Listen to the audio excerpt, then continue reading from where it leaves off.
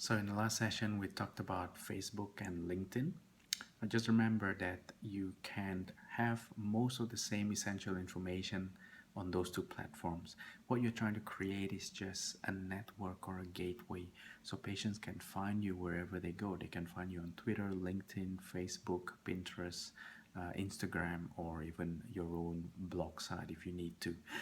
You can populate the Facebook and LinkedIn pages with a lot of information and videos, or you can keep it very basic. Depends on how much time you want to use on those platforms. So now we're going to talk about Twitter. Now, Twitter is something that I would like to spend a little bit more time with because Twitter is obviously fun and exciting. So go to Twitter and you can tailor your effectiveness on social media through Twitter and just allowing that to be the gateway that reaches all the other platforms.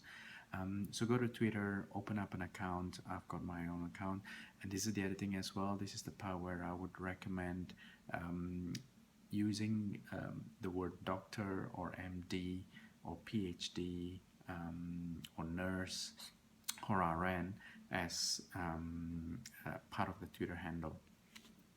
And you want to use the same headshot across all of your social media platforms to just standardize your presence. So here's how my home page or timeline on Twitter look like. That's my Twitter handle at Dr. Eric Levi. That's my Twitter name. I follow 800 people. I'm being followed at the moment by 2,800 people. And essentially in the past year and a half since I've been on Twitter, I've tweeted 15,000 times. Now that sounds like a lot, but essentially if you reply, you retweet, 10, 15 times a day, it's very easy for you to reach some of these big numbers. Of course, you tweet even more sometimes when you are on conferences or on holidays. So what I would recommend is once you set this thing up, start following people you know. Now, these are the list of my followers. I Came by Boat is a campaign. Matt Sims is an anesthetist, a paramedic med student.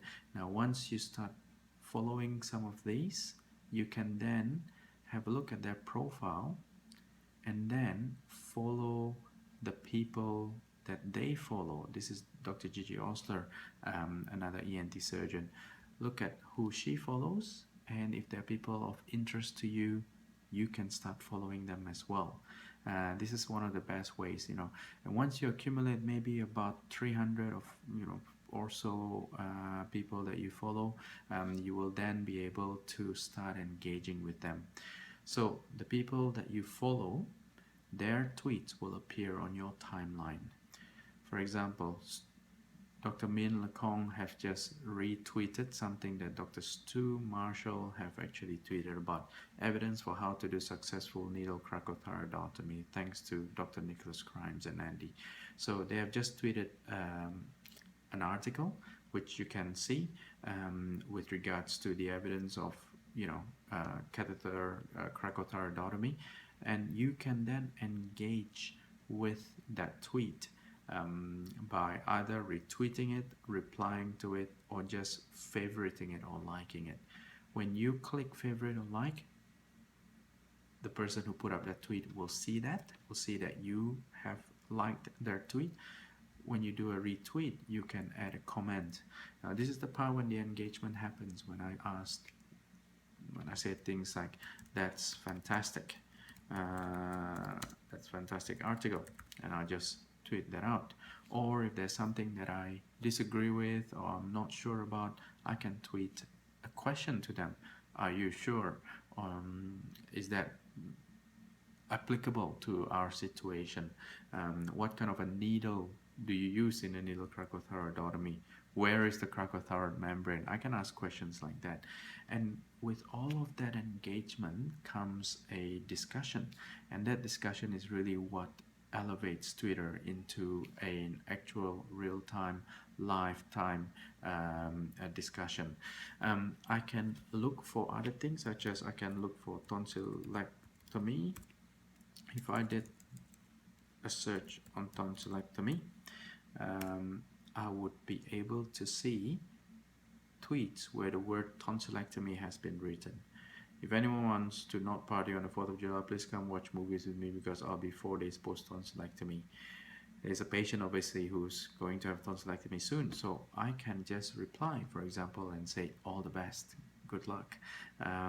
Other people who have had tonsillectomy, getting a sinuplasty and tonsillectomy at the same time. There might be some evidence on tonsillectomy and adenodectomy, how to prepare your child genetically. Now that's fantastic. So what I might do is I might retweet that because that's relevant for my practice.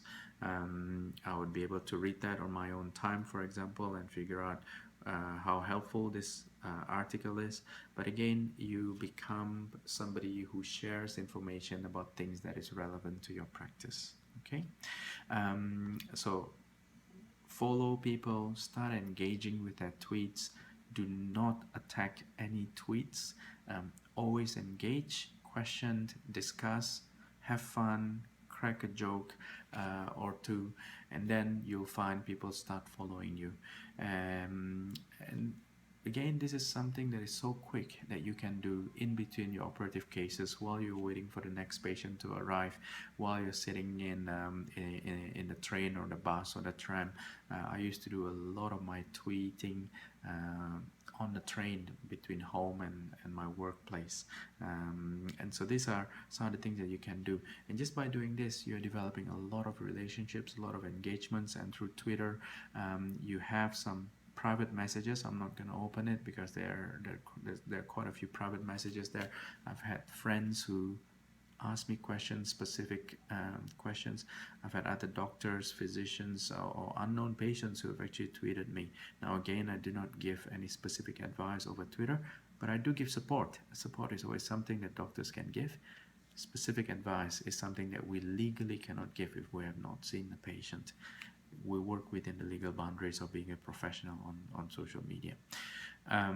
So that's about Twitter. Now, just to up it one level, do you tweet all the time? Do you tweet at a specific time? I use a different tool. There's something called Hootsuite. There are other tools such as TweetDeck, and they help manage my Twitter account. I'm just going to log in and I'll show you what happens with, for example, with Hootsuite. With Hootsuite, I can essentially have 2 or 3 different Twitter accounts that is managed through one platform. I can add my Facebook account. I can add other things in here as well.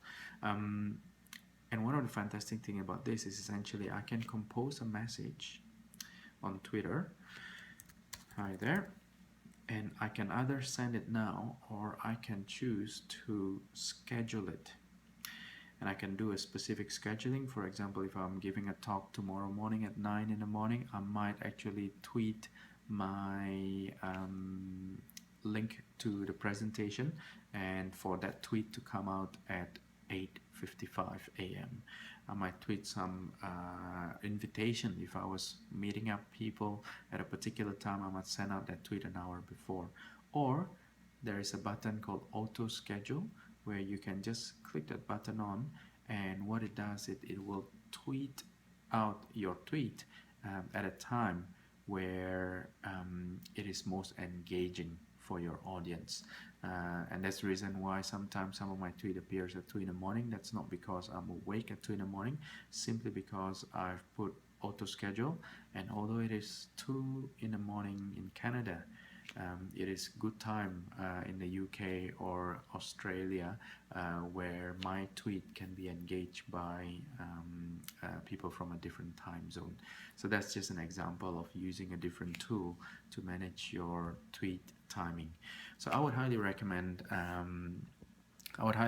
Twitter for busy surgeons, because I think that's a first place where you can find a lot of engagement, education, and entertainment. I read lots and lots of news through Twitter as well. In fact, I rely on Twitter nowadays for a lot of my medical news, my social, political news, because I follow a lot of social political people, and I follow people that I don't normally actually meet on my day-to-day basis. I follow astronauts, singers, artists, musicians, circus artists, and other people that you don't normally meet. And finding them online through Twitter has been quite a fantastic thing. It's really opened up my social circle.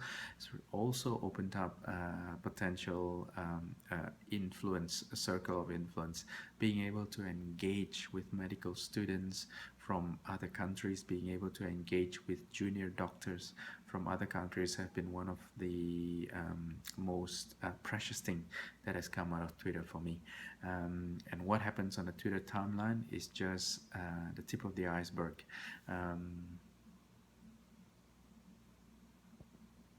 What happens? Sorry about that. What happens on a Twitter timeline has just been only the tip of the iceberg. What happens in private with all your relationships that you built out of Twitter is another thing altogether. So I highly recommend using Twitter as a platform for busy surgeons to start off entering social media. See you in the next session where we will talk about blogging or website.